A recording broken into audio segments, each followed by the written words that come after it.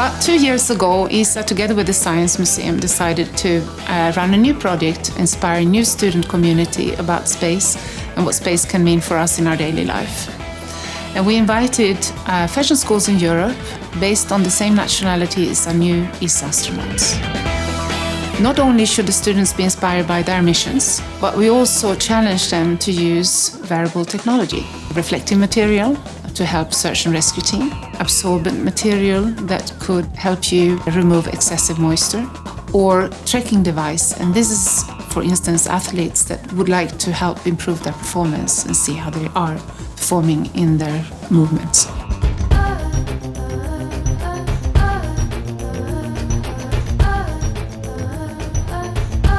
With technology, when you incorporate it into a design, you don't really know how it's going to look until you run the batteries and you see how it expresses itself.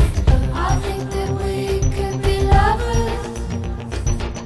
Why don't you take a questioning and looking into what technology might become in the future and is what was for them a big challenge, but at the same time something I think designers have to do more and more in regards to technology. The inner layer is like a thin layer which is breathable, so it takes like the moisture into the next one, which is kind of small tubes, which leads it into like this pocket. I think that we could be lovers. Why don't you take A lot of us are technical. We also look at problem solving, things like that. To come here and see how the materials have been used, the sort of technology they've integrated, but also just the design as well. Some of the designs are so novel and unique.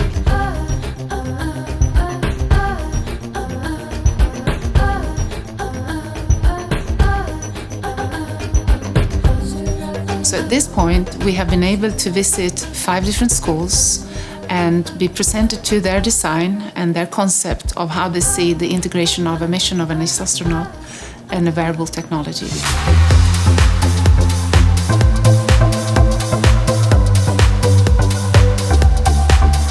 All the differences that astronauts have on board the International Space Station in microgravity, confined environments, and try to translate this kind of aspects in the daily life.